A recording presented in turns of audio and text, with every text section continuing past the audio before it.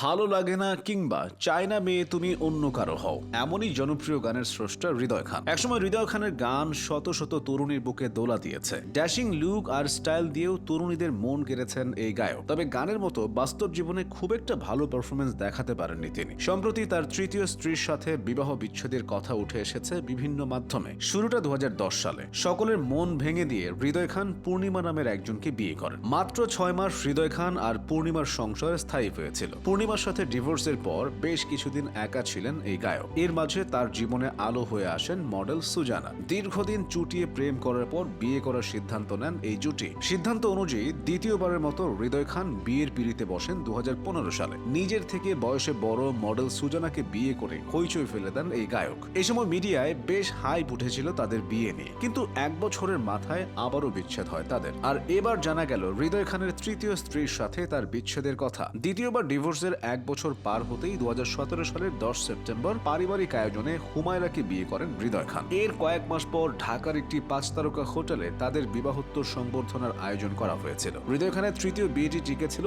অনেকদিন। সবার ধারণা ছিল এবার বুঝি এই সংসারেই পুরোপুরি থিতু হবেন তিনি। আর তাই ঘটছিল। দীর্ঘ 8 বছর হুমায়রার সাথে ছিলেন এই গায়ক। তবে এই সংসারও যে ভেঙে যাবে তা অনেকেই কল্পনাও করেননি। হুমায়রার সাথে হৃদয় খানের সংসার ভাঙার কারণ প্রকাশ পায়নি। তবে শোনা যাচ্ছে হৃদয় খানের আচরণ ও জীবনযাপনে নাকি অতিষ্ঠ হয়ে তাকে ডিভোর্স দিয়েছেন হুমায়রা। আর ডিভোর্সের ঘটনাও নাকি অনেক আগের, এতদিন তা প্রকাশ পায়নি। ডিভোর্সের বিষয়টি এতদিন গোপন রেখেছিল হৃদয় খান ও হুমায়রা। এদিকে বিচ্ছেদের খবরটি ছড়িয়ে পড়লেও তা নিয়ে মুখ খুলতে নারাজ হৃদয়। তার মতে বিষয়টি খুবই সেন্সিটিভ, তাই এই বিষয় নিয়ে তিনি কথা বলতে চান না। যাই হোক, দীর্ঘদিন গান থেকে দূরে থাকা হৃদয় খানের জন্ম 1991 সালের 3 জানুয়ারি ঢাকায়। অবশ্য 2023 সালে মিউজিকে কামব্যাক করেন। তার পরিবারে 2 ভাই ও 1 বোনের মাঝে হৃদয় খান বড়। তার ছোট ভাই প্রত্যয় খানও একজন গায়ক, সুরকার ও সঙ্গীত পরিচালক। হৃদয় খানের মায়ের নাম শেফালি খান এবং তার বাবার নাম রিপন খান। রিপন খান বাংলাদেশের জিঙ্গেল কিং নামে পরিচিত। এমনকি হৃদয় খানের দাদা মইনুল ইসলাম খানও একজন সঙ্গীত শিল্পী এবং সঙ্গীত প্রশিক্ষক ছিলেন। তাই বলা যায় মোটামুটি সমৃদ্ধ সাংস্কৃতিক পরিবার থেকেই উঠে এসেছেন হৃদয় খান। হৃদয় খানের গান গাওয়া কিংবা কম্পোজিশনের শুরু কিশোর বয়সেই। ছোটকালেই দাদার থেকে গানের শিক্ষা পান তিনি। হৃদয়ের পড়াশোনার হাতেখড়ি লিটল জুয়েল স্কুলে। কিশোর বয়সেই 2008 সালে